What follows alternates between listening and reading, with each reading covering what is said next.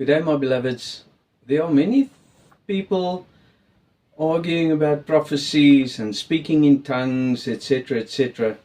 So today I want us to have a look at 1 Corinthians 14, where God mentions this. And beloved, the Bible doesn't tell us enough about speaking in tongues and prophesying for people to really understand if you haven't become spiritually enlightened. So, beloved, speaking in tongues and prophesying is, to a certain extent, the same thing. Speaking in tongues is not learning different languages and standing in the church and blabbering some things that people don't understand at all. Even if you learn something in Japanese and Chinese and Greek that means something, then won't it be better if you just say it in your home language or your mother language for everybody to understand if it has spiritual meaning? So why go and say it in different languages just to sort of claim some sort of ego that you can speak in tongues? That doesn't work, beloveds. Speaking in tongues doesn't mean for you to speak in a different language. In spirit, yes, you must remember, we have different languages in spirit, we have different languages in the physical world. Now, to speak in a tongue, beloved, is when we speak the evangelistic words or teachings of God. Let me give you an example again. Luke 8, Matthew 4, Mark 4, Matthew 13. The sower went out to sow the seed. And his disciples said, Father, why do you speak in parables to us? He said, unto you it is given to understand the mysteries of the kingdom of God. You have the eye to see, you have the ear to understand what? This language. So when we speak in a spirit language, when we say water, we're talking about the word. When we say bread, we're talking about that which feeds the spirit, because Jesus is the body.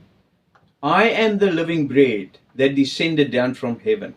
If you eat this bread, you will live. And that is to hear the teachings of God, to understand the path, because Jesus is the path which leads to God. So when we eat this bread, when we accept and we live this teaching, then we will live. That's when we eat the bread, we accept it.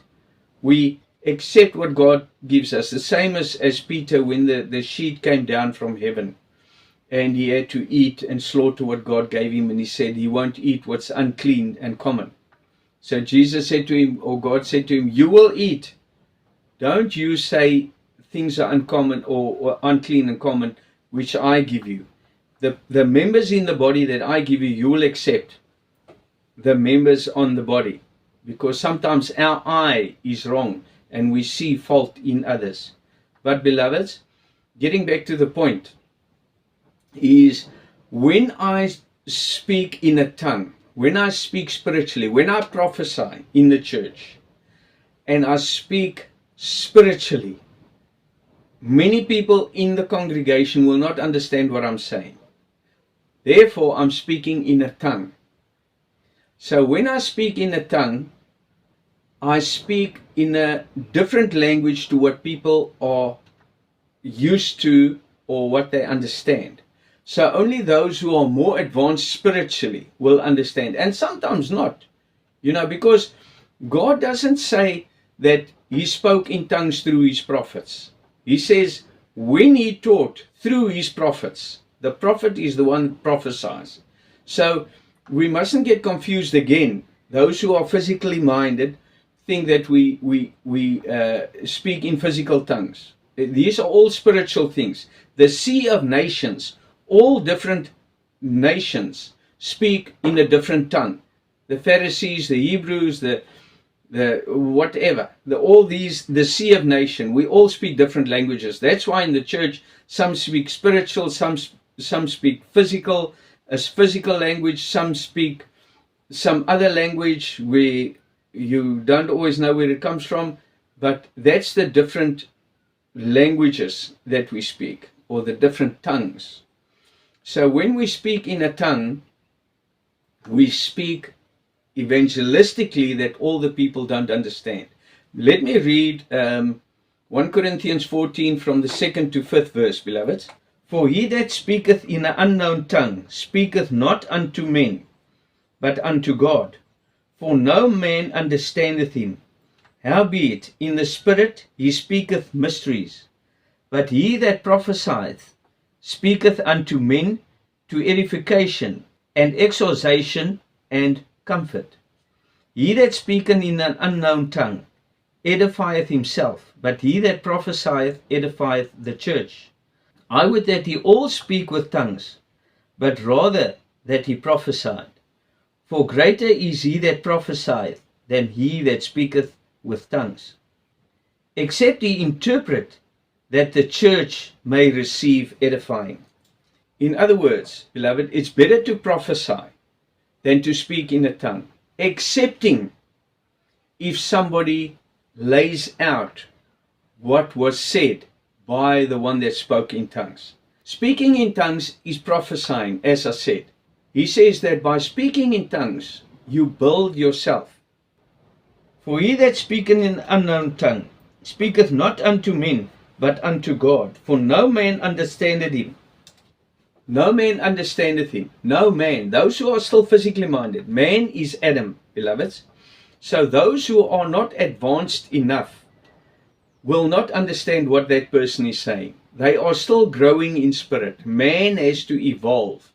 So man, again, John 3, Jesus said to Nicodemus, man has to be reborn.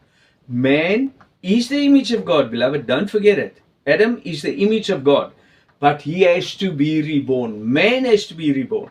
And when you're reborn, that's when you start speaking in tongues. That's when God speaks to you in a higher language.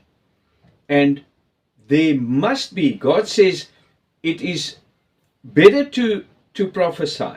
But if you speak in tongues, there must be somebody to lay out the tongues. In other words, when somebody speaks in tongues, when he prophesies in a high spiritual language that people don't understand, then after the sermon, they must ask, what did you say there? Or the person or the officer with that takes over the altar for that hour, he must lay out that tongue to the community to tell them, listen, this is what was said. Because he says, when you speak in tongues, you speak to God. Only those who are at that level, God within them, that advance to that level, will understand you.